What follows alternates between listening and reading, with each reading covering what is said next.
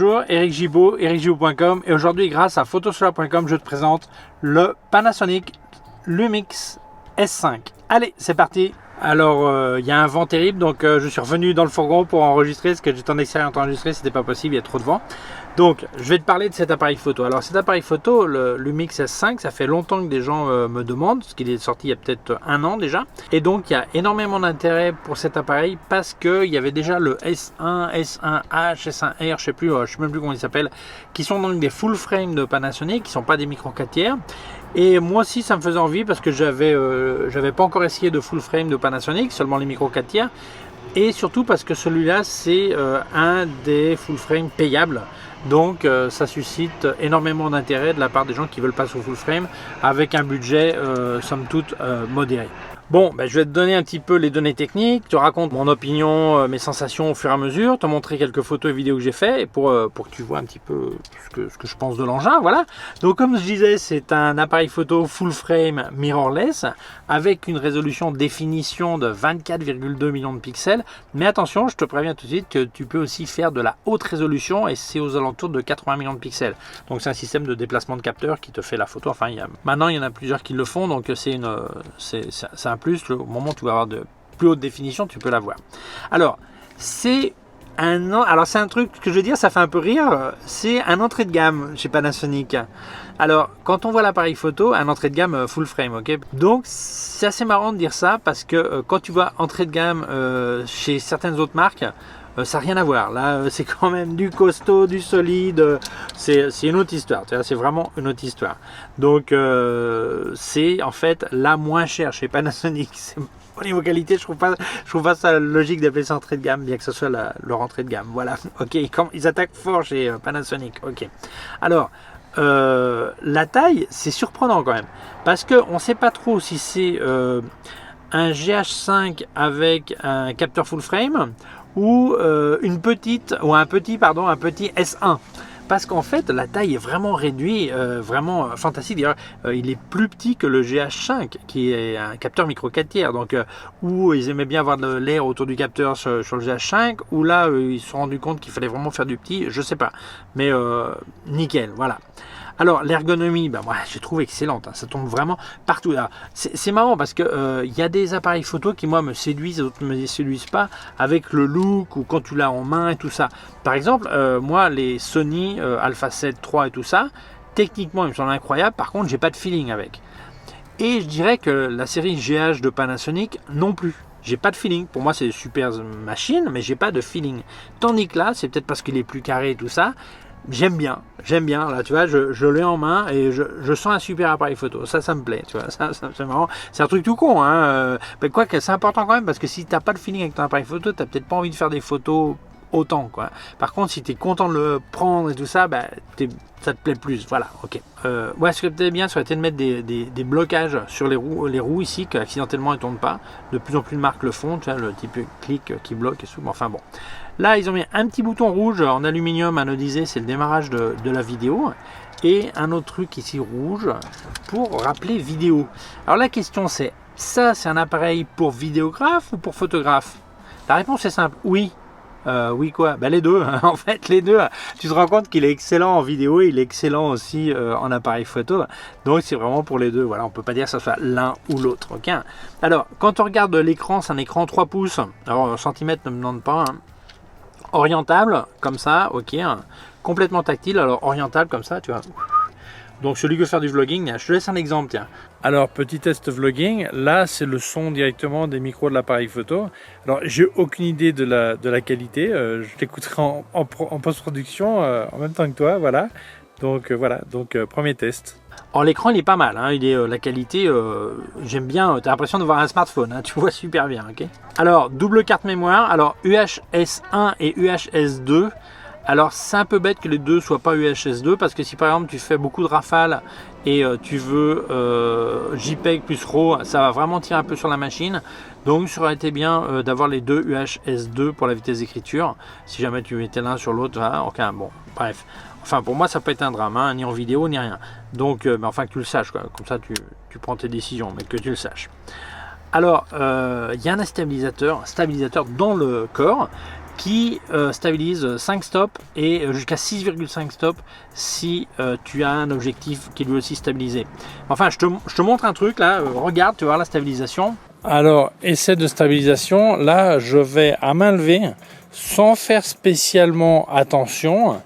Ok, donc ça te donne un petit peu une idée de la stabilisation. Alors le test d'avant c'était avec l'objectif sur 20 mm. Là je l'ai mis sur 35 mm parce que quelquefois, suivant la focale choisie, on peut noter, on peut se rendre compte de la différence de stabilisation. Hein. Alors comme tu vois, c'est peut-être pas mon Olympus, mais c'est quand même pas mal. Hein. Ça... Je trouve que ça stabilise pas mal quand même. Tu vois ce que t'en penses. Mais là, je marchais tranquille, tu vois, et donc je trouve que c'est quand même pas mal stabilisé, quoi. C'est bon résultat. Alors, monsieur Panasonic, vous et moi, faut qu'on parle. Que s'est-il passé quand vous avez décidé de mettre un autofocus de seulement détection de contraste? C'est quoi ce truc? On peut pas mettre une détection de phase comme fait tout le monde. Bah, tout le monde non, mais de plus en plus, ça marche quand même mieux. Alors ça m'a surpris quand même parce que surtout que les fonctions d'autofocus qui sont proposées sont pas mal. Il y a détection de visage, détection d'œil, détection de corps, détection d'animaux. Donc c'est pas mal. Donc ça aurait été cool de mettre une détection de phase qui aurait été encore plus performant. Alors il va pas mal, mais il y a des fois où il patine. Alors en photo, j'ai pas eu trop le problème, mais c'est en vidéo que là, quelquefois il patine. Et c'est surprenant d'ailleurs, une des solutions pour que ça patine pas, c'est d'enregistrer en 4K à 50 ou 60 images secondes. Ouais, mais le problème c'est que tout le monde ne veut pas enregistrer à 50 ou 60 images secondes, tout le monde ne veut pas faire du 4K, et quand tu as un 4K, ce qu'on va voir après, il y a un crop. Donc faut voir, un crop si tu as cette vitesse. Donc je pense que ça aurait été cool de mettre une détection soit bien de mettre une détection de phase. Et d'ailleurs, ce S5 a un autofocus qui est meilleur que le S1 et ses frères, S1H, je ne sais plus lesquels, qui vont d'ailleurs être actualisés par firmware avec ce même système. Donc je sais pas si ça a déjà été fait, mais ça allait être fait. Donc voilà. Donc c'est peut-être fait déjà. Ok. Enfin bon, l'autofocus, bien que détection de contraste, a énormément amélioré. Mais on peut quand même comprendre la décision de Panasonic parce que Panasonic vient de l'école de la vidéo. Et les, entre guillemets, sans vexer personne, les vrais vidéographes font la mise au point en manuel. C'est très récent qu'avec l'amélioration des autofocus, détection de visage et tout ça, que les vidéastes travaillent en autofocus. Avant, 3/4 du temps, ils faisaient la mise au point en manuel. Donc peut-être pour cette historique de la vidéo, Panasonic ne s'est pas trop foulé sur la mise au point en pensant que les vrais vidéastes font la mise au point manuelle. Je sais pas, mais là il risque de se faire larguer par rapport aux concurrents qui commencent à avoir des autofocus du tonnerre en vidéo. Voilà, donc voilà. Il est venu avec l'objectif de kit, un 20-60 mm 3.5 5.6. Alors quand je l'ai vu, j'ai dit oh. Alors là, c'est encore le coup du Canon R6 qu'on m'avait filé avec le 24-105 de base, parce qu'il y a deux modèles 24-105, et ça, c'est un presse-papier amélioré, ça va pas être terrible. Eh bien non, je suis surpris. Il est excellent ce petit objectif, il est vraiment pas mal, tu vois. Donc, il n'est pas super lumineux, mais au niveau de la construction, il est pas mal, et la qualité me semble tout à fait correcte. Donc, pour un objectif de kit, bah, bien. Alors, par contre, ce qui me surprend, c'est le choix des focales, de 20 à 60 mm. Moi, j'ai pas besoin de 20 d'aussi large, et 60, ça me reste un peu court parce que si tu veux l'utiliser aussi pour du portrait, ben, ça serait cool d'arriver au moins à 70-80. Quoi. Donc, j'aurais préféré un 24-70 ou 24-80. 24-70, c'est le typique hein, de ce genre d'objectif. Et là, tu as mis un. Vous, monsieur, pardon, excusez-moi, j'étais en train de tutoyer monsieur Panasonic, excusez-moi. Cher monsieur Panasonic, vous avez pu mettre un 24-70, ça aurait été plus cool. Voilà, ok. Alors, parlons vidéo. La vidéo, ça fait de la vidéo en verticale et en horizontale. Alors, en verticale, c'est une hérésie, on est tous d'accord. Mais enfin, on est à l'époque moderne des réseaux sociaux, avec les histoires de TikTok, les histoires de Facebook, les histoires d'Instagram, les histoires de je sais pas quoi, plein d'histoires partout. Et il y a énormément de vidéos de qualité qui sont faites par des professionnels pour les entreprises, pour leurs clients et tout ça, et ça a besoin d'être en vertical. Donc c'est super que maintenant les vidéos se fassent aussi en vertical et que des appareils de qualité permettent de faire de la vidéo en vertical. Donc très bien. Alors, le capteur, quand on va faire de la vidéo, tu as deux manières de l'utiliser. Tu peux l'utiliser sur toute sa surface, donc full frame, ou en version recoupée APS-C. Et donc les possibilités sont différentes. Alors en full frame, tu peux faire donc le format 4K format ciné, qui va te faire de 30, 25 et 24 images secondes, Alors c'est un peu plus large, hein, le 4K ciné. Non, après tu as le 4K normal, alors 30, 25 et 24 images secondes. Et après le Full HD à 60, 50, 30, 25 et 24 images secondes. Alors quand je dis 60, 50, 30, 25, c'est qu'il y en a un qui est en PayPal, pardon. Je suis influencé. D'ailleurs, vous pouvez faire un don PayPal sur mon compte si vous voulez. Alors, en PAL ou en NTSC. Alors, NTSC, c'est le système américain, donc ça serait 60, 30 et 24. Et le système européen PAL, ça serait 50 et 25. Moi, c'est pas qu'européen, hein, parce qu'en Australie, c'est PAL aussi. Ok. Après, si tu utilises le capteur en APS-C, donc ça fait une recoupe, là, ton 4K cinéma, tu pourras le faire à 60, 50, 30, 25 et 24 images secondes. Le 4K normal à 60, 50, 30, 25 et 24. Tu as vu que j'ai lu le papier, tu t'as rendu compte. Hein, voilà. Le Full HD à 60, 50, 30, 25 et 24.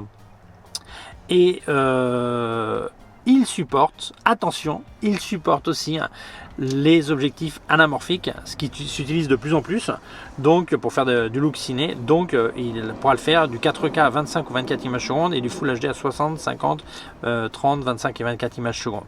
Il fait aussi de la vidéo en format 10 bits, ok. Mais dans ce cas-là, le temps d'enregistrement continu est de 30 minutes maximum pour une question de surchauffe. Sinon, tant que tu as de la batterie, tu continues. Ok, il n'y a pas de problème. Voilà. Ça inclut les vlogs, ces profils plus plats pour faire la colorimétrie en post-production. Donc là, tu n'as pas besoin de les payer en plus. Sur le GH5, je crois, c'est là que tu devais payer, donner un code, il fallait rentrer le code, et là, ça les débloquait. Mais c'était un supplément. Là, ils sont inclus. Tu as aussi, comme j'ai dit au début, un mode haute résolution qui te permet de faire, je crois que c'est jusqu'à 80 mégapixels, dans 80 millions de pixels donc. Et donc, si à un moment tu veux faire plus haute définition, bah, tu peux l'augmenter, donc très bien. Alors le viseur, le viseur il est pas mal, il pourrait peut-être être mieux, mais enfin il est pas mal. J'ai pas vu trop de rolling shutter non plus, hein. C'est la déformation rolling shutter, ok. Et donc tu peux le mettre à 120 Hz ou à 60 Hz, donc 120 images secondes ou 60 images secondes. À 120 évidemment il va consommer plus de batterie, mais ça sera plus onctueux, et à 60 ça sera un petit peu plus saccadé.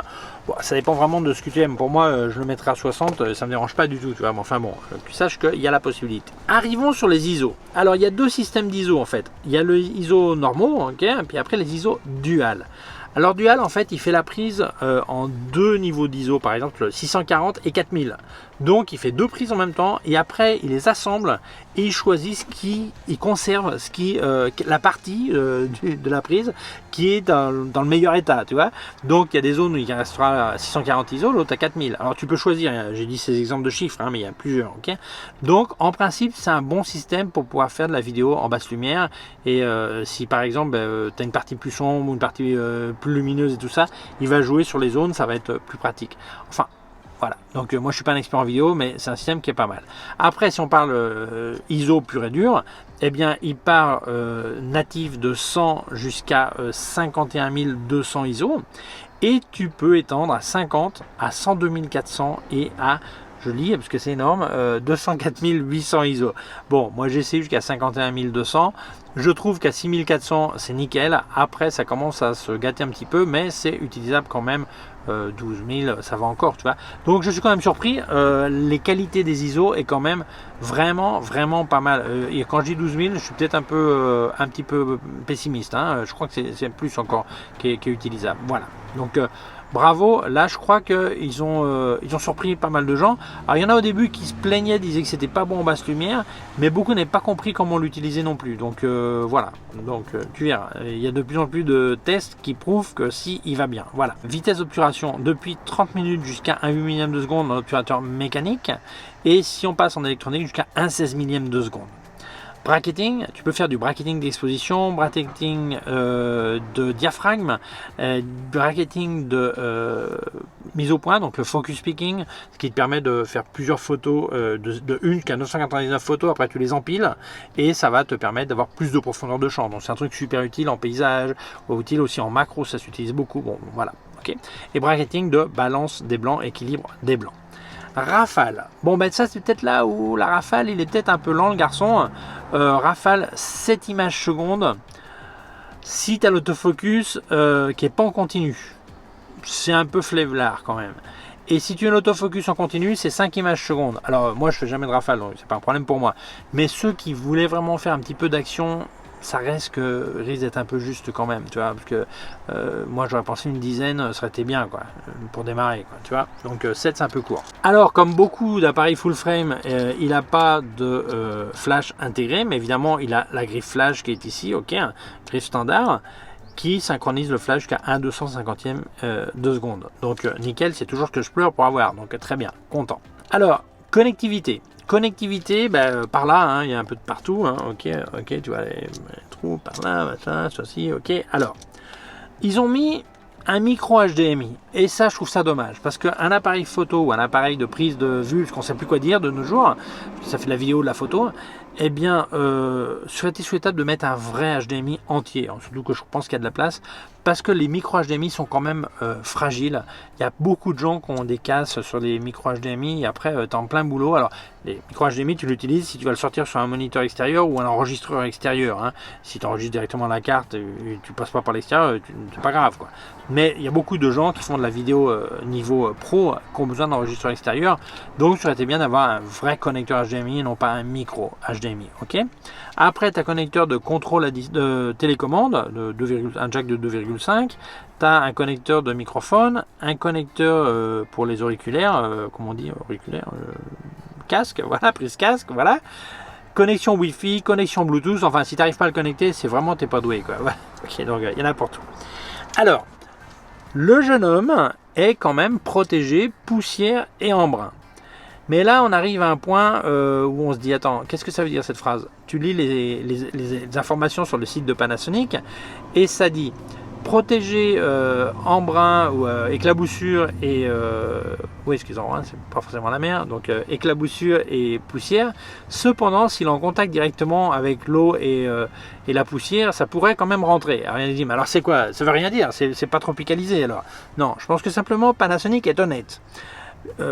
Moi je ne connais guère que le Pentax K1 que tu le passes sincèrement sous le robinet, quoi, comme ça, hein, sérieux, hein, sous un robinet ou sous une douche. Dans l'ensemble, tous, une chose c'est une éclaboussure, une grosse pluie, et une autre c'est vraiment le mettre sous la douche, quoi. Et donc je pense que là surtout Panasonic était sincère sur sa tropicalisation, mais c'est tropicalisé, non pas comme un Canon RP ou un Nikon D600 ou un 6D Mark 1 ou Mark 2 de Canon, si on parle les full frame, tu vois. Chez Sony, je sais plus comment où ils en étaient avec leur tropicalisation sur leur A7, A7 II et tout ça, je sais plus. Voilà, mais enfin bon, voilà. Ok, mais il est tropicalisé, voilà. La batterie qui vient avec un vrai chargeur. Attention messieurs, bravo monsieur Panasonic, bravo. Alors là je vous pardonne presque l'autofocus, voilà, bravo, un vrai chargeur. Mais la batterie par contre, alors là je retire le salut, n'arrive pas aux 500 images. Tu arrives à faire 440 images si tu utilises l'écran pour faire les photos et 470 photos si tu utilises le viseur.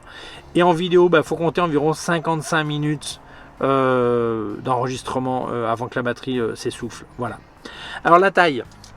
Mais la taille, c'est petit quand même, hein, ça me semble vraiment correct. Il fait 13,6 cm de large, 97,1 de haut et 81 cm, pardon. Je t'ai dit des centimètres et des millimètres. T'as dû te faire peur quand j'ai 97 cm, tu dis c'est non. Alors 132,6 mm de large, 97,1 de haut et 81,9 d'épaisseur. Voilà, millimètres. Et le poids sans l'objectif, mais avec la batterie et les cartes, là où les cartes, je sais plus, 714 grammes. Super. Full frame pour ce poids-là, on va pas pleurer, hein. Ça me semble excellent. Alors, on va voir les points en faveur, les points contre, on va voir les points pour et les points contre. Alors, les points contre. L'autofocus, je pense que ça serait cool d'avoir un meilleur autofocus quand même, hein. Je pense que monsieur Panasonic peut faire un peu mieux. Voilà. Parce qu'il n'est pas forcément très précis. Hein. Et après, le petit point du HDMI, du connecteur HDMI, ce qui ne serait pas un problème pour moi, mais pour beaucoup de gens qui font de la vidéo à niveau pro, je pense que ça, si, c'est dommage d'avoir mis un micro HDMI et non pas un vrai HDMI. Voilà. Alors, les points pour la construction, c'est cool, hein, c'est vraiment de la bonne construction. On ne va pas pleurer là, tu vois, c'est nickel. Ce qui m'a plu aussi, c'est les spécificités ou tout ce qu'il fait. Voilà, ça me semble assez étendu quand même. Je trouve ça vraiment pas mal. Alors j'ai oublié de dire qu'il y avait aussi des modes scène et tout ça, un truc que j'utilise jamais. Enfin, il y a aussi des filtres, tout le bazar et tout. Il y en a aussi. Je n'utilise pas, mais il y en a. Alors, moi, la taille, ça me semble nickel. Le stabilisateur, pas mal. C'est pas un Olympus, mais Olympus, il a pas fait. On l'a pas vu en train d'essayer d'en faire un en plein format, donc on peut pas dire. Donc non, il est pas mal le stabilisateur, franchement. Le fait qu'il y ait vidéo en 10 bits, je pense que ça peut aider, ça peut plaire à beaucoup de gens, vidéographes évidemment. La possibilité de faire de la haute résolution, haute définition en photo, ça va plaire aux photographes, voilà, il y en a pour tout le monde. Et le fait que ça supporte les objectifs anamorphiques, ça me semble très bien. Parce que de plus en plus de gens aiment ce look anamorphique. Alors moi je le fais sur mon iPhone avec un petit objectif 200 de marque. Mais là on parle d'appareil vidéo photo. Et il y a Sirui quand même qui a sorti des anamorphiques payables. Ils ne coûtent pas 30 000 € comme ceux de cinéma, mais plutôt dans les 1000, 1500, tu vois. Donc c'est dans la gamme payable. Donc c'est bien qu'ils aient prévu le support de ces objectifs, ce qui va permettre de faire directement un desqueeze, c'est-à-dire une décompression et tout ça, et faire la prise correcte. Et dernier point, le prix qui me semble correct. Le boîtier seul, je crois que c'est dans les 1800 €, un truc comme ça. Avec l'objectif de kit, c'est dans les 2200. Ça me semble un prix excellent pour ce que propose cet appareil. Ça me semble un prix tout à fait correct. Évidemment, avant quand je comparais avec le Canon RP, c'est pas juste pour Canon parce que le Canon RP il coûte la moitié, quoi. Donc évidemment. Mais quand on parle, je parlais du terme entrée de gamme, ok. Mais voilà. Donc je pense que c'est vraiment un appareil photo recommandable. Et il y a un petit truc un peu dommage, c'est que souvent on félicite Canon pour la couleur de la peau. On félicite Sony d'avoir enfin amélioré la couleur de la peau. Ouais, mais là, il sort directement bien la couleur de la peau. Donc, félicitations à Canon, évidemment, mais aussi à Panasonic qui sort une couleur de peau qui est tout à fait correcte directement. Et je pense que beaucoup de gens gagneraient à essayer cet appareil parce qu'on pense souvent en full frame plein de marques, mais Panasonic ne vient pas encore à l'esprit. Et d'ailleurs, moi j'ai souvent dit que si je devais retourner sur le full frame, moi j'étais sur Canon 5D Mark II et Mark III, mais en mirrorless j'ai jamais eu, et si je repartais en full frame, eh bien sûrement, je disais toujours, je prendrais un Sony, bien que j'aime pas le look des Sony, mais ce qu'ils font est super. Et ce qu'il y a dans la machine est super, mais j'ai pas de feeling avec. Là par contre, si j'ai du feeling, et je pense sincèrement que voyant les résultats de cet appareil, eh bien moi je serais beaucoup plus tenté par ça que par un Sony A7 III par exemple. Voilà. Sauf si vraiment il faut un autofocus super pointu. Là, ça risque peut-être d'être court. Faut voir. Ça dépend du genre de vidéo que tu fais, si c'est d'action ou pas, ou de la photo, tout ça. Voilà. Enfin bon. Moi, je pense que cet appareil photo m'a semblé fantastique. J'ai vraiment été séduit. Donc, merci beaucoup à Photosolar de m'avoir passé l'appareil. Merci à toi d'avoir vu la vidéo. Si tu penses que ça peut intéresser d'autres personnes, je t'invite à la partager sur les réseaux sociaux. Si tu ne l'as pas encore fait, je t'invite à t'abonner à ma chaîne YouTube. Il y a un petit bouton par là, une clochette. Si tu appuies sur la clochette, tu recevras un avis quand je monte une nouvelle vidéo. Mon site web erigiou.com/fr pour la version française.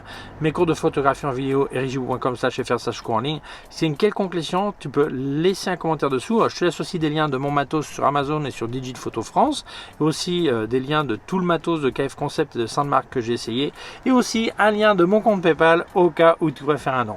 Merci beaucoup, prends soin de toi et à très bientôt. Ciao.